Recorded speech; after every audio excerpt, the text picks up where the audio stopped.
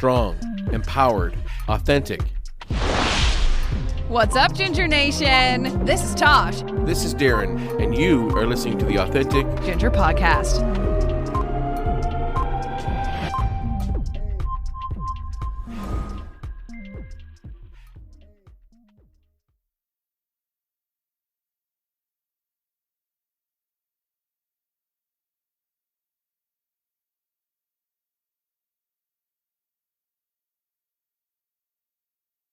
Welcome to the Authentic Ginger Podcast. I'm Tosh Taylor.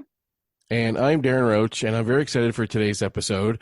We're talking to Elise Sjostrom, President and Cheese Executive Officer of Redhead Creamery. See how I did there? Cheese Executive Officer, like instead of CEO.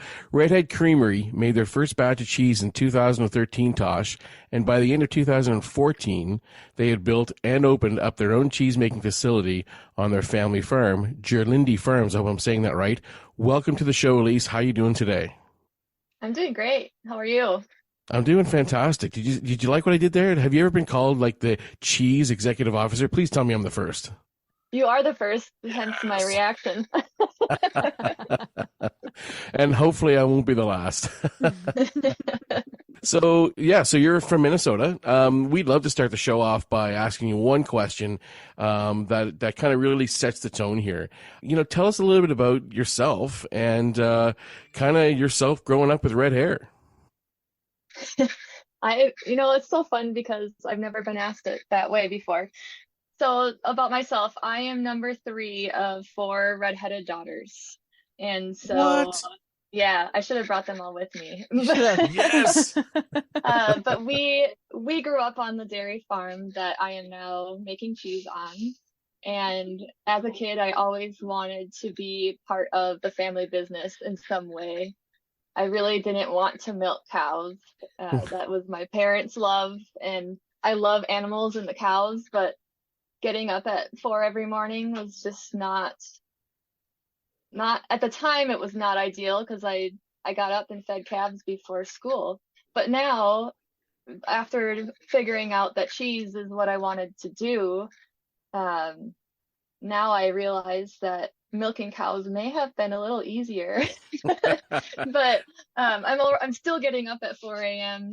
In order to get cheese made, and we're still out in the creamery even though everyone's going home from milking cows. But it's kind of rewinding a little bit. My parents are really passionate and love what they do, and being part of agriculture and being their daughter, that very much rubbed off on me. And so my whole life really has been around promotion of agriculture, or helping people understand why food is good and the diversity of food that's out there, and being open-minded to all of the options that are out there, and really supporting and being kind of a background or a backdrop of what production agriculture is. And so when I figured out that I wanted to make cheese, which I was 18 when I decided that's what I wanted to do. Wow.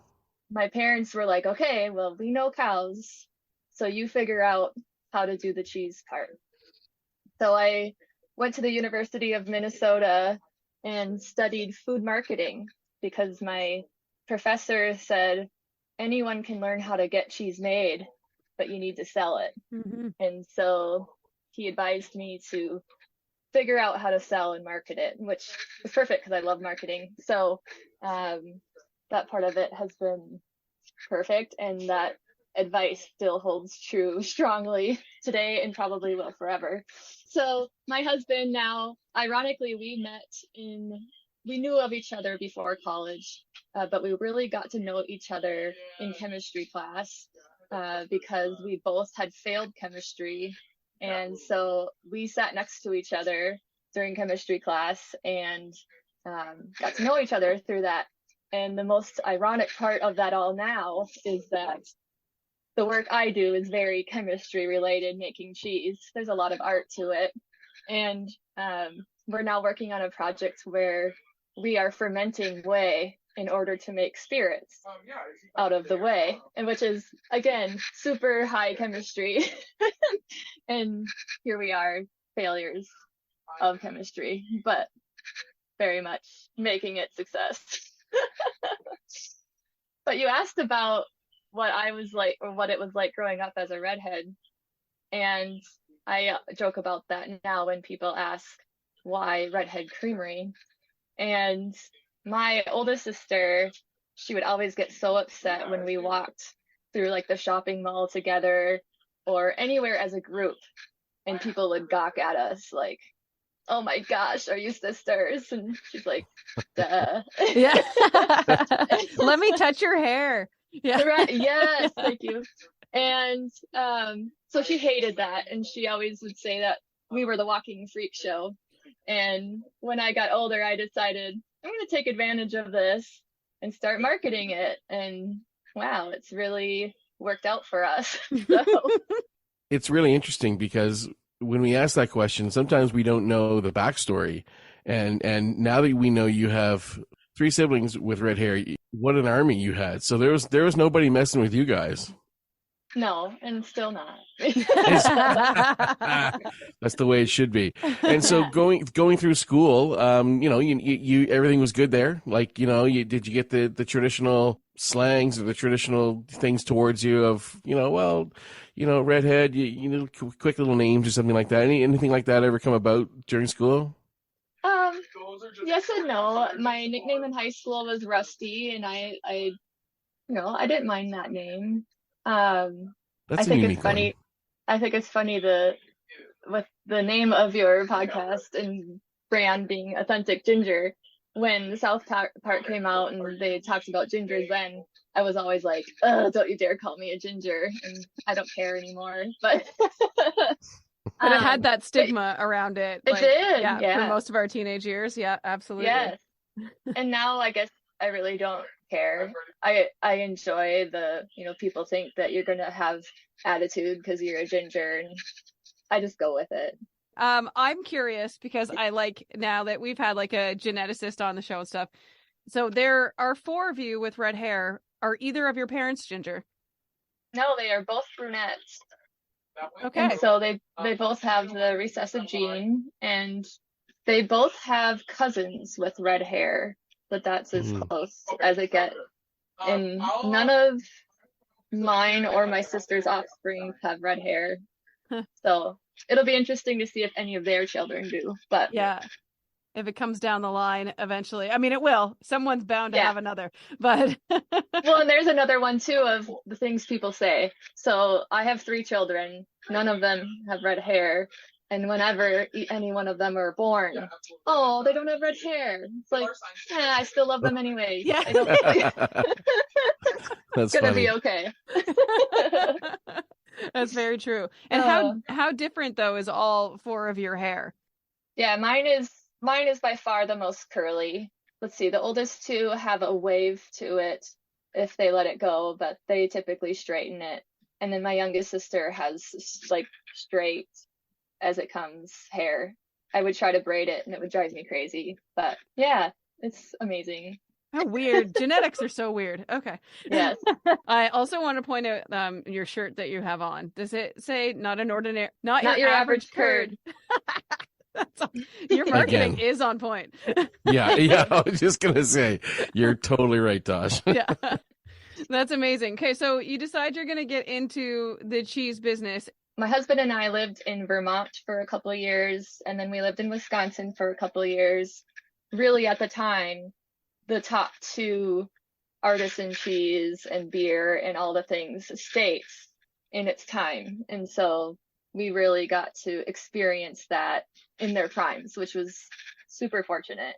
And so when we came back home, to me, it was like a no-brainer. And I've been planning this for so long to do this. And so many people were like, "How did you come up with this idea?" And blah, blah, blah. And I'm like, I am not the first to do this. Surprise. But there's still really only, I don't know, 6 to 10 small scale cheesemakers in Minnesota. It's still pretty rare. And the fact that we're on farm with a cheese shop, We also give tours. We can serve beer and wine. Wow. And we're out in the middle of nowhere. Like you have to drive at least 15 to 20 minutes from a town to get to us. So, From a um, town, not from the city center. yeah, it's always been our mission and our goal to create an experience for our customers so that they can come out and see a real life working dairy farm. We don't jazz anything up because customers come. I mean, we work really hard to keep everything clean, but we want it clean anyways. And um, so we provide dairy farm tours. People can come and watch cheese making. We have large windows so you can see it all happening. Yeah. And that's always been and still is just what we're all about. We want to be transparent and we always cover the controversial topics of food and agriculture. And it's just been a really fun adventure. So how many acres do you guys have? We own a little over 200, but we rent another 150, so Sure. not a lot. We milk about 200 cows, and we only use 12% of the milk from our cows for our cheese, and then we're part of a co-op that we sell the milk to for Minnesota's second best cheese. But yeah, we really have no desire to run 100% of our milk into our cheese. I would need a warehouse to store all of that cheese to age, but just really, I mean, the cheese plant in a way was my way of joining the family business without adding a whole nother freestyle barn full of cows. And so we're trying to keep the businesses working in conjunction with each other. Okay, I'd like to talk about the beginnings of the business because like you said, you were 18 and you're like, okay, this is what I want to do. And now we're talking about using 12% of 200 cows' milk. So you've obviously, I would assume, in quite a short period of time, managed to grow a very impressive company. So what were the starting roots like? Just you making cheese or just you and your husband making cheese, and now I can only assume you have a staff. Mm-hmm. You called it the cheese plant, so you're obviously doing a really amazing job very quickly. Well, thanks. Yeah, it really started out as my mom and I were the sole cheesemakers, and what's weird now thinking back is I built the place thinking I would be the sole cheesemaker and I wouldn't be hiring anyone and I would keep it this extremely small scale, whatever it was. Obviously, that's not extremely sustainable, especially when you're wanting to have children and start a family. So, our oldest at the time was 2 when we started building the facility, and now our youngest is 3. We have 3 children. And so it's kind of cool now that we're starting this expansion project this year, and he'll kind of experience it the same way his sister did. But yeah, we really had big dreams when we started and had a lot of failures and questions of why are we doing this, including like 3 blown up cheese vats. Like they were not plumbed up correctly. And yeah, stainless steel expanding is not supposed to happen. Yeah, wow. Wow. Oh, yeah. So those were some terrifying moments, but a huge learning curve and things that I understand now that I only understand because things went wrong. So now we're 9 years in. Next year will be our 10-year anniversary. We have 12 employees. I think there's 4 full-timers. And then we usually get 1 or 2 summer interns as well. But yeah, I have a full-time cheesemaker, training in 2 more to be cheesemakers as well, so that people can take vacations and do things. Yeah. But yeah, it's weird. It like I'm getting over it now, but over the last 2 years, I've really been fighting the whole concept of having to lead people instead of make cheese. And I'm getting over that hump and trying to embrace the people part. Because it's a weird mental game when you think you're going to make your own product and the brand represents almost literally my head. And And you're not so it's making just, it. yeah. And so it's a weird concept in my head. And when I would talk to people, friends of mine even, they didn't even realize that it wasn't me. Or at first they thought, oh, you're making the cheese? I thought you had someone else doing it. And then I thought, oh, and you're okay with that? Okay, like this is gonna be Yeah. okay. One thing I really want to dive into as well is who came up with the logo, because I'm sure, I don't know if you get this or not, but I'm a very kind of analytical person, and I apologize in advance. But when I saw your logo for the first time, I immediately went to Wendy's. Have you gotten that before, or have you even thought that yourself? Originally, I never thought of that. I've maybe had 2 or 3 other people mention it to me. But originally, the image was drawn out by my second sister, Emily. She drew it. I literally have a picture yet of a napkin that she drew it on. Awesome. And then I have a friend who is a graphic designer, and she worked for a graphic design business in Chicago, and then would do freelance work on the side just for me. So she ended up designing it and doing all the digitization for me, and did an awesome job. But yeah, I get that, but there's no pigtails. I mean, it's That's right. just I was going to follow this up by different. saying to our listeners, it looks absolutely nothing like the Wendy's logo. It's the red hair that just kind of gave me that thought. That's all it is. I want to make Yeah. sure that the listeners know that this isn't a Wendy's style logo. Just go check it out for yourselves at redheadcreamery.com. What is your favorite cheese? What is the cheese that you push out? What's the main cheese you push out? Well, so my favorite cheese is our North Fork whiskey washed Munster. And I always throw the word whiskey in there because that helps sell more of them. But Yeah. it was always my dream cheese to make, and it's also our most difficult cheese to consistently make. It's a soft, gooey, stinky cheese. It's Yeah. real small, fits in your hand, and we first wash it with whiskey, so the outside of it gets whiskey on it. And then we also wash it with a bacteria wash to get kind of the orange coloring and the funky smell and everything going. And it's so good. You just cut the top off and spoon out the inside. It's the best. Yeah. You are a cheese lover though, correct? Well, is that, yeah? I mean, I hope so. I mean, okay, sure. It sounds like a dumb Does a question. bear shit in the However, woods? No. I've never seen. No. Maybe that question should have been No, directed she's to Tosh. lactose intolerant.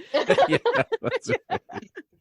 That's right. I mean, on your Instagram, Elise, I see this picture and it looks super tantalizing. It actually looks like mushrooms, or not mushrooms. It looks like marshmallows being toasted over a fire. However, it's not. It's cheese. Tosh, have you done this? Have you put No. cheese over a fire like marshmallows? Wouldn't you lose it into the I fire? don't know. Let's ask Elise. It takes some finesse. But so with my 3-year-old, we put cheese curds. Yeah. We make like large cheese curds. They're a good size. But you can put it on a skewer and roast it over a fire. Yeah. They're so good. Yeah, so he was Oh. 2 then. That's awesome. That's amazing. It's so good. So good. You know what? Where I live right now, it's Poutine Fest. Ooh, Wow. Like, That's hook a girl awesome. up, man. yes. Okay, let's jump back to Darren's 4 questions Okay. because Yes. he asked your favorite cheese, and then what do you produce the most? Oh, that's becoming a tie now in the last year or so. Our Little Lucy Brie, for the longest time, we were selling more of that cheese than everything else combined, because it's so popular, and there aren't many cheese companies in the Midwest making soft ripened bloomy rind type cheeses, and so we hit that at just the right time. And it's good, but I always look at the analytical side of it. And then our cheese curds are what's starting to pick up and take over a little bit. We started making a gluten-free battered frozen curd so that you can deep fry them. Because if any of you listening are celiac or have to be gluten-free, it's so difficult to find anything good that's deep fried. And so my sister, her children, and now my daughter all have celiac disease. And so I'm always trying to figure out what good things can we make that you can eat so that you're not missing out on anything anymore. So, Incredible. So we do a frozen battered curd. And then, let's see, our latest award, which is super exciting, is the U.S. Cheese Championship contest was this past winter. And our Lucky Linda, it's a cloth-bound cheddar, and our original cheddar that we started making in the beginning, it won first place in its category, which is a really uncommon category because people just aren't making cloth-bound cheddars because it's a little more time consuming. It's much more traditional. And we've started out in like 11th place 7 years ago. Then we worked up to 4th and then to 3rd. And this year we got 1st. So it was super exciting. I literally jumped up and down. Congratulations. Thanks. So, Yeah, I bet you did. Yeah, Yeah. you should. I was going to bring this up because I think that's how I got into finding out who you were, was through an award that you had won. Right. And I don't know what I was searching. And when I saw it, and I saw you, and I saw the brand, I thought this is it. Like, I'm reaching out, and I'm not going to stop until you come on the show. I want to know about the naming, because so you've said Little Lucy and Lucky Linda. Are they named after family members? Yeah, Lucy is my daughter. She was little at the time. Now she's 10, so she calls it Lucy Brie. Lucky Linda is named after my mom. That's Linda. And then we have Red Temper that I jokingly say is named after my sisters, which awesome. I think you guys could appreciate. And then Margie is named after my sister Maggie. I always called her Margie.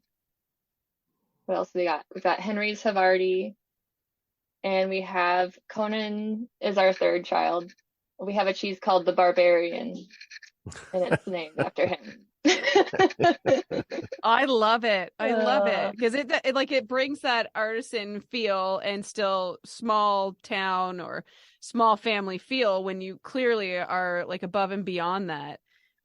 Where are you selling? Like, do people have to come to the farm to get it, or are you in grocery stores in Minnesota?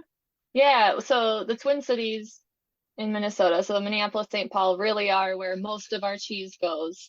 But you can find it. I mean, we ship everywhere online. You can order from our website.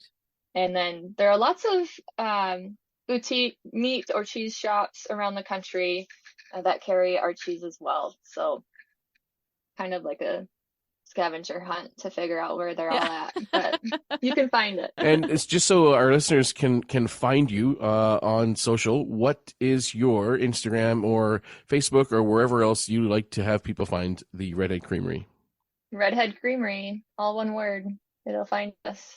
Well, you're doing amazing things. Thank you. Yeah, thank you very much. We're not going to take any more of your time. Thank you for coming on the show. It's been wonderful, and I definitely look forward to receiving some cheese. I look forward to keeping an eye on what you're doing. So everyone go follow the Redhead Creamery on social, wherever you get your socials, and we will see you in the next episode. Thanks so much. Thank you, Elise. Thank you. You've been listening to the Authentic Ginger Podcast. Become a part of the Ginger Nation by liking, subscribing, following, and leaving a review wherever you listen to podcasts. This podcast was produced by Tosh Taylor of the Podcast Hub Productions. Find her online at podcasthub.ca.